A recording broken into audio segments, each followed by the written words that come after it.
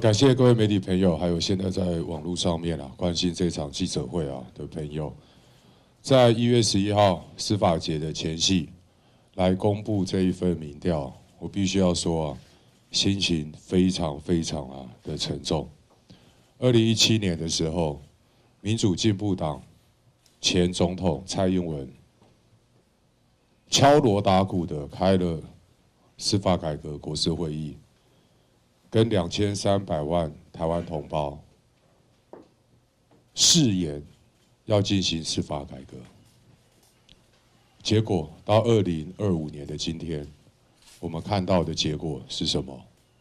民进党政府从2017年开了一个大拜拜的司改国是会议做出了一堆承诺，到2025年的今天我们看到了什么？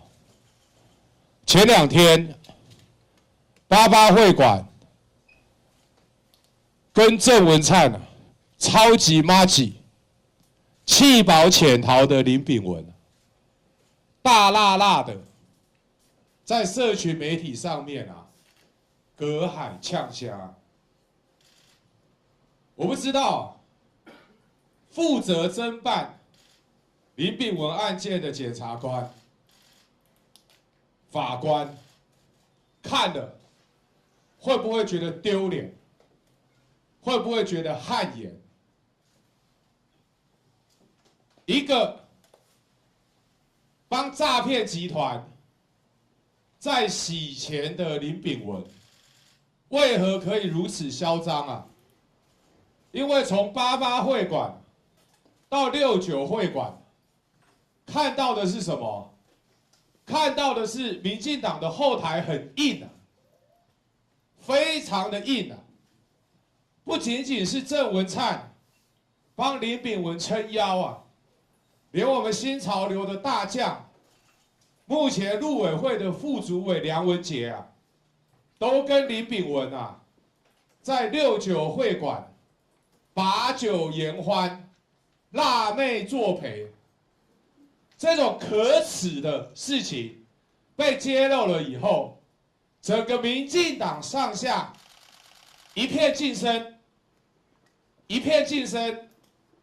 赖清德没有讲话，卓荣泰没有讲话，当然陆委会的主委可能比梁文杰还小委更是屁都不敢放一声显现出来的是什么？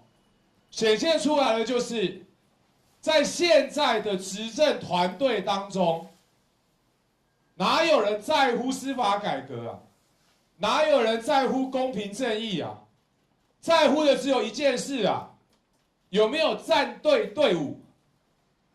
是不是新潮流的？是新潮流的，跟赖清德系出同门的。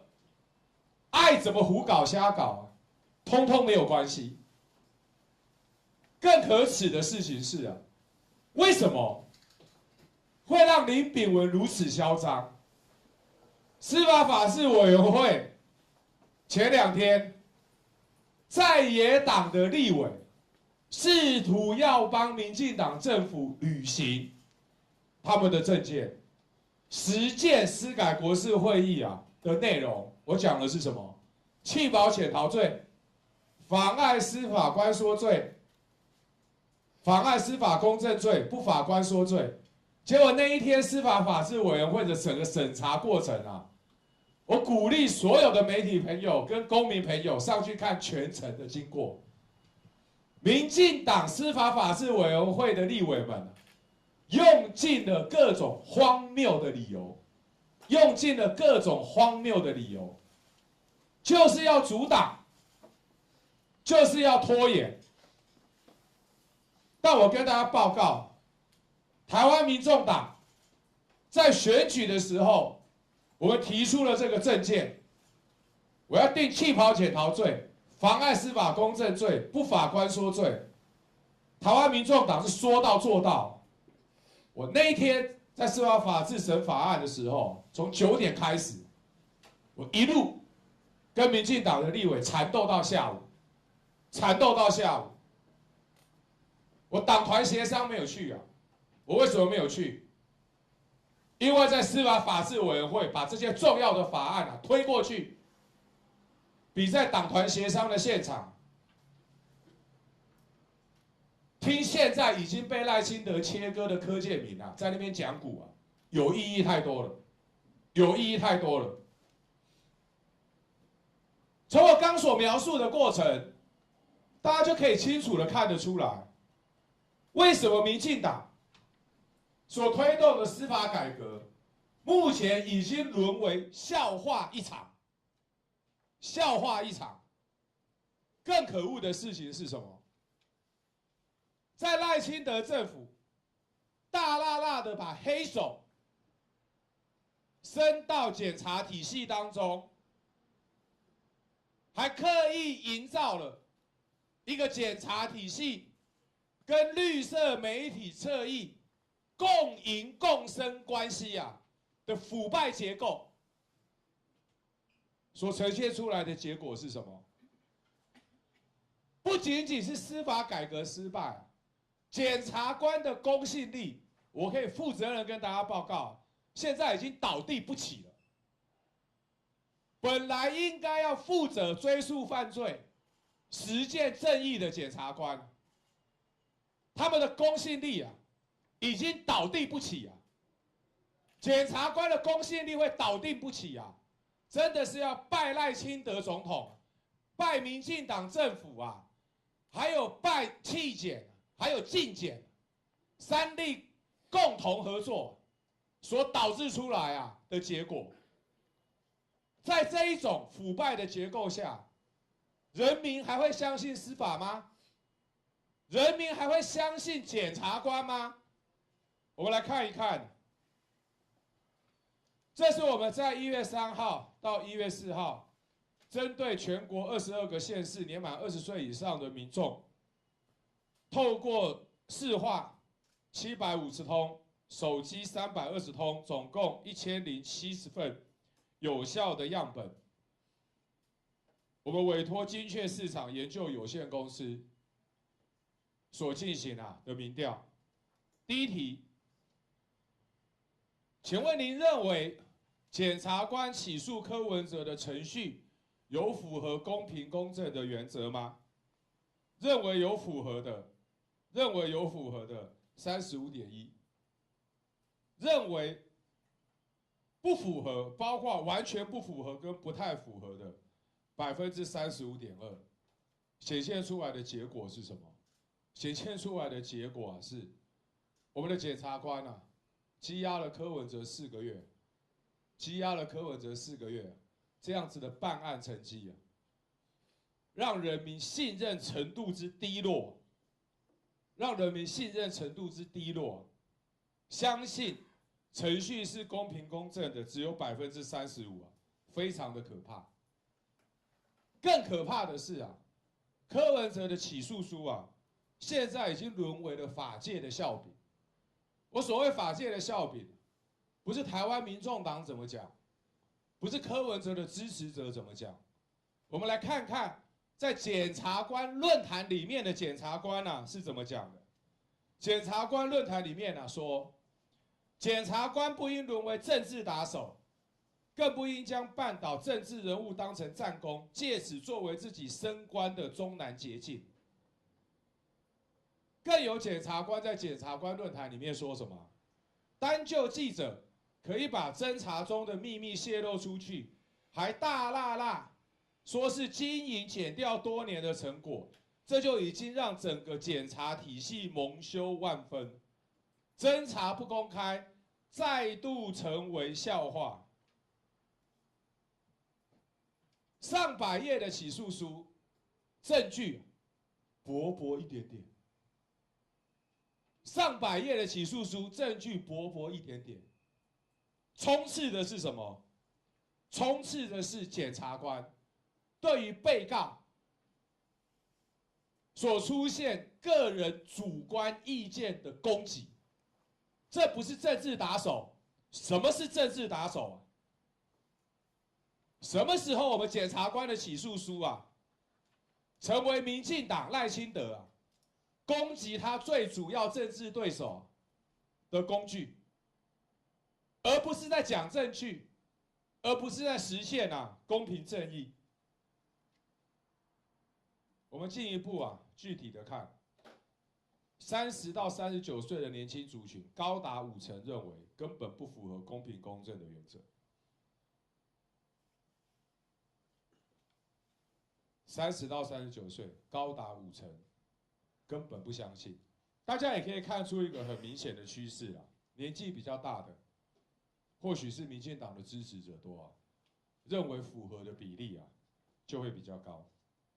但是我们如果看以教育程度来看，受到研究所以上教育程度的42.7%认为根本不符合公平公正的原则，认为符合的只有33.8%，只有33.8%。这呈现出来的是什么？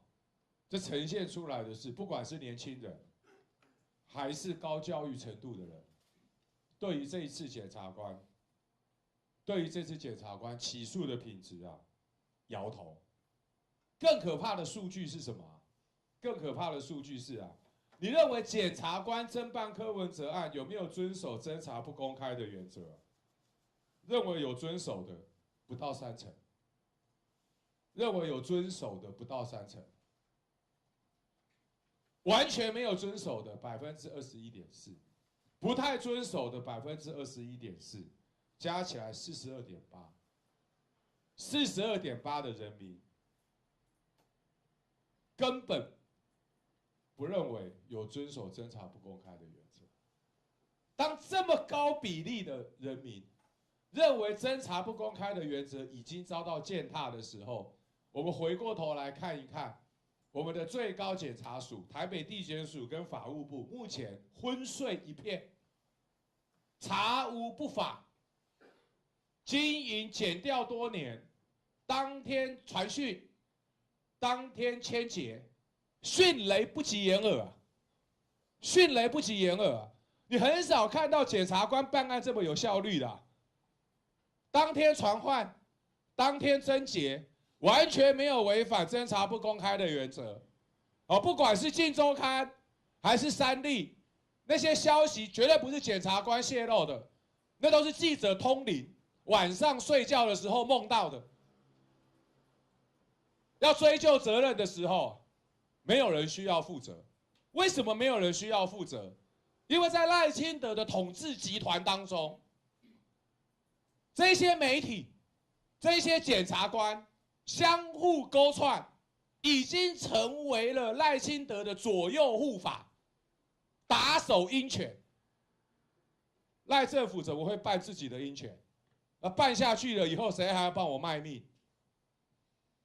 办下去了以后，谁还敢这样帮民进党政府做事？积极的效忠非常的英勇冲在最前面完全没有任何的顾忌完全没有任何的顾忌让特定的媒体大亨可以跑去找赖清德跟他邀功堕落成这个样子。我们再来看一看有没有遵守侦查不公开的原则？20到29岁的认为违反侦查不公开的49%， 30到39岁的53%。代表什么意思？40岁以下的年轻族群，对于民进党如此染指检调，大家已经是什么？忍无可忍，大家已经是忍无可忍。所以我为什么说过去这几个月，民进党政府不要说司法改革不要说改革从头到尾就是在阻碍改革不仅阻碍改革，还要继续践踏司法的贞操，连带的把检察官的公信力一起全部都葬送掉，全部都葬送掉。我想我先针对前面这2题的结果，跟大家做一下报告，有没有违反侦查不公开？大学以上教育程度的49%说没有，研究所以上的58.8%。赖清德政府对司法的践踏，现在正在接受人民的审判。现在正在接受人民的审判。我具体说明一下哈，就针对刚刚那个钟委员站在执政党立委的立场，那帮法务部说话，我是尽表尊重，但无法同意，我同意的是法务部花钱的确是很有效率，编预算里面的钱都花得差不多了，花钱很有效率我质疑的是效果，不是花钱的效率是宣传的效果以及宣传的内容。你们说要宣传司法改革，你们也花了钱去拍了司法改革的宣导短片，在法务部司法改革的宣导短片叫做我们都一样，看了150次这不是上礼拜上架的，这是去年上架的。花钱跟全体国人说我们都一样，1年前上架，看了150次。我还不是只有对次数有意见我连对你们宣传的内容都很有意见我们都一样，怎么会一样？完全不一样你要谈到司法改革，要谈到打诈，要谈到洗钱。前2天专门在帮诈骗集团的洗钱犯洗钱的林炳文，不就大剌剌的跟台湾社会讲，我哪有跟你们一样我不一样我政治的八股很强郑文灿来帮我的 PG Talk，PG Talk 是拿来干嘛的？我2年前就讲了。帮诈骗集团在洗钱的那个叫 PG Talk 我当初这样讲的时候，林炳文脸皮有够厚的，还跑去告我。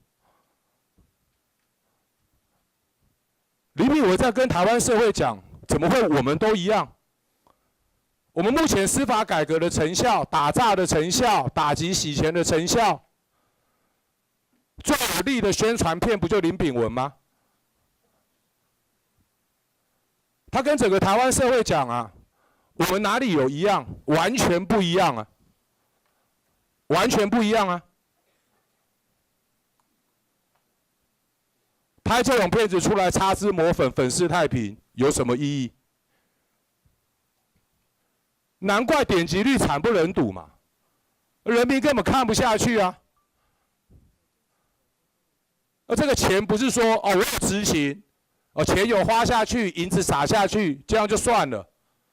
我说效果惨不忍睹嘛，理由就在这里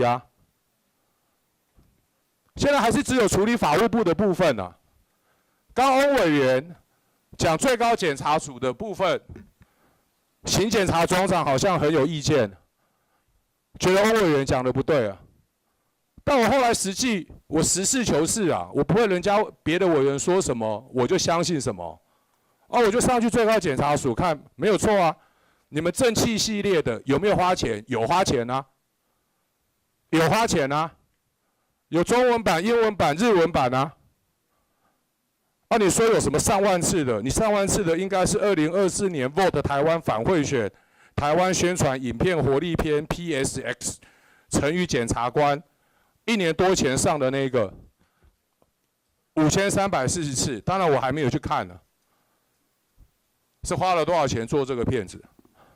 刚翁委员提出来的，你们正气系列的4个月前上的20次，日文版的19次，英文版的4次，正气3奉法者强则国强，4个月30次。正气2点击数最高，4个月前法网恢恢106次。啊，花纳税人的钱做出来的骗子，